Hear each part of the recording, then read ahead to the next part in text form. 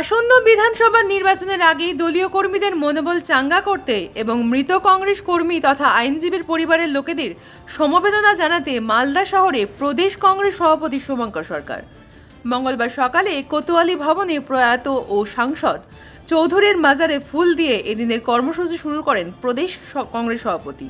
সেখান থেকে পৌঁছান কংগ্রেস কার্যালয় হায়াত ভবনে। সেখানে সাংবাদিক বৈঠক করেন তিনি। মালদা সহ উত্তরবঙ্গে বন্যা ভাঙনে এই বিপর্যয়, জাতীয় বিপর্যয়ের দাবি তুলল কংগ্রেস। সাংবাদিক বৈঠকে শুভঙ্কর সরকার ছাড়াও উপস্থিত ছিলেন মালদা দক্ষিণের কংগ্রেস সাংসদ ঈশা খান চৌধুরী সহ অন্যান্য কংগ্রেস নেতৃত্ব। SIRBL সহ বিভিন্ন বিষয় নিয়ে বিজেপি ও তৃণমূলের আক্রমণ করেন শুভঙ্কর সরকার। কংগ্রেস বা অন্য রাজনৈতিক দল এলে আমার কাছে সমস্যা, তার থেকে বিজেপি থাকলে বরং ভালো। আর বিজেপি জানে যে মমতা বন্দ্যোপাধ্যায় থাকলে ভালো। অতএব এই দুটো রাজনৈতিক দল মানুষকে যে ভয় দেখাচ্ছে তার বিরুদ্ধেই মালদার কংগ্রেসীরা রাস্তায় নেমে BLA 2 করবেন এবং জেনুইন ভোটারের নাম বাদ গেলে তারা রুখে দেবেন। এটাই কংগ্রেসের জেলা মুর্শিদাবাদ জেলা এই গঙ্গা ভাঙনের প্রকোপে বহু মানুষ তাদের ভিটে মাটি, জীবন জীবিকা তারা হারিয়েছেন, সে বিষয়ে আলোচনা হয়েছে এবং এইখানে যারা ঘরবাড়ি হারিয়ে ফেলেছে তাদের যাতে রিহ্যাবিলিটেট করা যায়, শুধু তারা কতদিন ক্যাম্পে থাকবে এ বিষয়ে সাংসদ এবং প্রাক্তন বিধায়ক, জেলা পরিষদের যারা নির্বাচিত প্রতিনিধি তারা এই প্রশ্ন তুললেন। আপনারা জানেন আমি সভাপতি হওয়ার পর সবাই মিলে আমরা রাজ্য সরকারের কাছে আমাদের দাবি সনদ আমরা জানিয়েছিলাম যে গঙ্গা ভাঙন দীর্ঘদিনের একটা এমন প্রক্রিয়া, দুটো জেলা এখানে সর্বশান্ত হয়ে যাচ্ছে।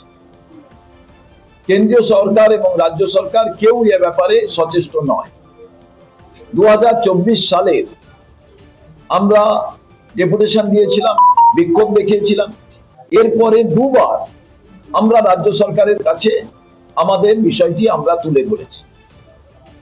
তারপরেও এখনো পর্যন্ত গঙ্গা ভাঙন অব্যাহত, একের পর এক বাড়ি তলিয়ে যাচ্ছে, বাস্তুচ্যুত হচ্ছে মানুষ, অথচ সরকারের পক্ষ থেকে তাদের পুনর্বাসন কিংবা তাদের যে তারা বসবাস করবেন তার ব্যবস্থা করা হচ্ছে না।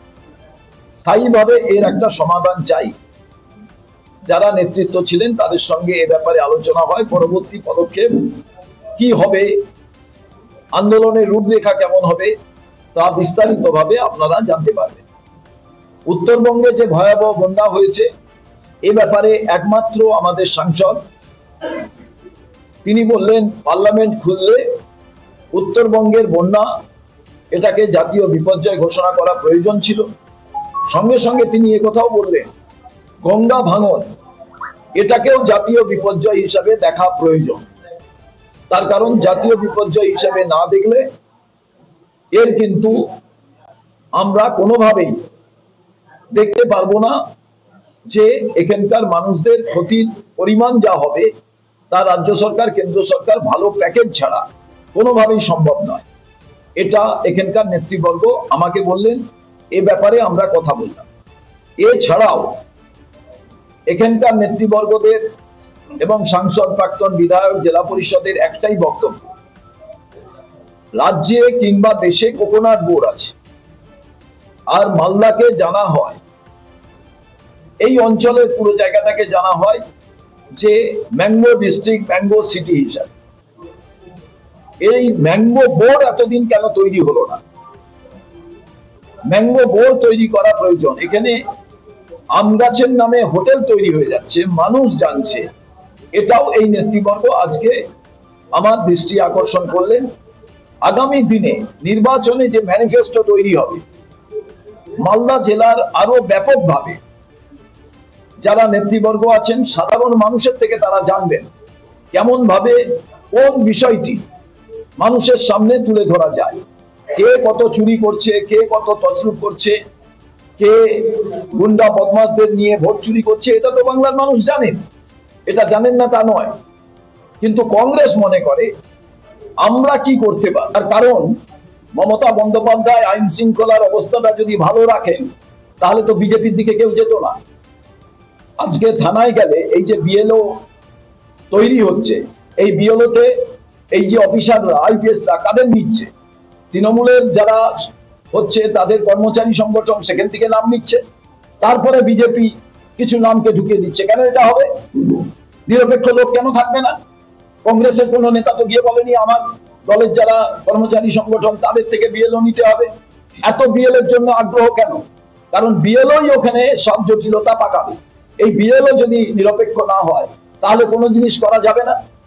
এবং দ্বিতীয় প্রশ্ন হচ্ছে, আমাকে আজকে বলুন, এমন এমন ইস্যু মমতা বন্দ্যোপাধ্যায় তৈরি করে দিচ্ছে যেটা বিজেপির লাভ হচ্ছে, এই কাজটা কেন হবে? এখানে যদি তৃণমূলের গুন্ডা বদমাশরা না মারত আমাদের দলের নেতাকে, তাহলে সেই এলাকার মানুষ কেউ তো ক্ষুব্ধ হয়ে ভাবতে পারেন যে যার সঙ্গে সিকিউরিটি আছে, কারণ বিজেপি নেতাদের সঙ্গে 50 জন করে সিকিউরিটি সেন্ট্রাল ফোর্স, তৃণমূলের ছোট বড় নেতার সঙ্গে 20 জন করে রাজ্যের হচ্ছে পুলিশ সিকিউরিটি দেওয়ার জন্য। আমাদের তো সব নেতার জন্য নেই। কত দু গাড়ি পেছন সামনে, কি আমাদের মেম্বার অফ পার্লামেন্টের পেছনের সামনে দুটো করে হচ্ছে স্কট যায়। আচ্ছা,